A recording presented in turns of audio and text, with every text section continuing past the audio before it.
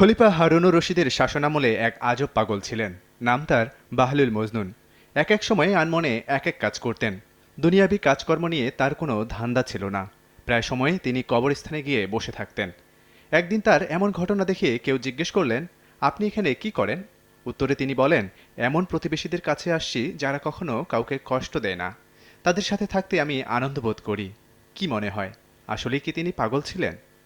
একদিন খলিফা হারুনুর রশিদ ও তার স্ত্রী জুবাইদা ঘুরতে বের হয়েছেন। হাঁটতে হাঁটতে এক জায়গায় গিয়ে বাহলুল মজনুনের সাথে দেখা তাদের।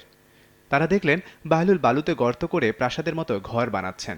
খলিফা হারুনুর রশিদ এই বাহলুল মজনুনকে চিনত বড় আল্লাহওয়ালা মানুষ হিসেবে। তিনি জিজ্ঞেস করলেন, বাহলুল, তুমি কি করছো? উত্তরে বাহলুল বলেন, জান্নাতের বালাখানা বানাচ্ছি। খলিফা জিজ্ঞেস করেন, বালাখানা কার? বাহলুল উত্তরে বলেন, যে কিনবে তার। বাদশাহ ভাবেন পাগলের মাথার ঠিক ঠিকানা নাই, বসে বসে জান্নাতের বালাখানা বানাচ্ছে। হঠাৎ করে খলিফার স্ত্রী জুবাইদা বাহলুলকে প্রশ্ন করেন, আমি যদি কিনি? বাহলুল বলেন, আপনিও পাবেন। দাম কত? বাহলুল বলেন, 1 দিরহাম। বাদশার বিবি সাথে সাথে 1 দিরহাম দিয়ে বলেন, তাহলে আমাকে একটা জান্নাতের ঘর দেন। বাহলুল বলেন, যান, আপনি একটা জান্নাতের ঘর পেয়ে গেছেন। পরে খলিফা ও তার স্ত্রী রওনা দেন। পথে যেতে যেতে খলিফা তার স্ত্রীকে বলেন, তুমিও একটা পাগল, আরেক পাগল রে 1 দিরহাম দিয়েছ জান্নাতের ঘর পাবার আশায়। এই টাকা তো একজন ভিক্ষুককে দিলেও সোয়াব হতো। এ কথা শুনে খলিফার স্ত্রীও আর কিছু বলেননি। সে রাতেই হারুনুর রশিদ খুব সুন্দর একটি স্বপ্ন দেখেন।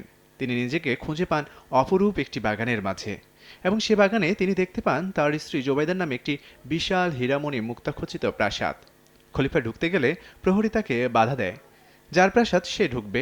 সকালে ঘুম থেকে উঠে বউরে জিজ্ঞেস করেন, কি এমন নেকামল কাজ করেছো যে তোমার নামে জান্নাতে বালাখানা দেখলাম? দুজনেই ভাবতে থাকেন, কিন্তু কোনো নেকামল খুঁজে পান না। হঠাৎ মনে হলো বাহলুল মজনুনের ওই ঘটনার কথা, যেটা তিনি মজার সাথেই করেছিলেন। সেটা না তো আবার। এবার খলিফা হারুনুর রশিদ বাহলুল মজনুনকে খুঁজতে থাকেন। অনেক খোঁজাখুঁজির পরে তার সাক্ষাৎ পান। দেখেন আজকেও তিনি বালু দিয়ে ঘর বানাচ্ছেন। বাদশাহ বাহলুলকে জিজ্ঞেস করলেন, কি বানাও? বাহলুল আবারও আগের মতো করেই বলেন, জান্নাতের বালাখানা বানাই। বাদশাহ বলেন, আমি যদি কিনি? উত্তরে বাহলুল বলেন, আপনিও পাবেন। দাম কত? জিজ্ঞেস করলে বাহলুল জানান, বাগদাদের অর্ধেক রাজত্ব। খলিফা বলেন, এটা কেমন কথা? গতকাল 1 দিরহাম দিয়ে আমার বউ কিনলো, আজকে অর্ধেক রাজত্ব। বাহলুল ঘর বানায় আর বলে, কালকে কিনেছিল না দেখে গায়েবের উপর বিশ্বাস করে, আর আজকে আপনি আসছেন স্বপ্ন দেখে। অর্থাৎ এখানে গায়েবের উপর ঈমান আনার বিষয়ে বোঝানো হয়েছে। আল্লাহকে না দেখেই আল্লাহর উপর ঈমান আনা, জান্নাত জাহান্নামের উপর ঈমান আনা।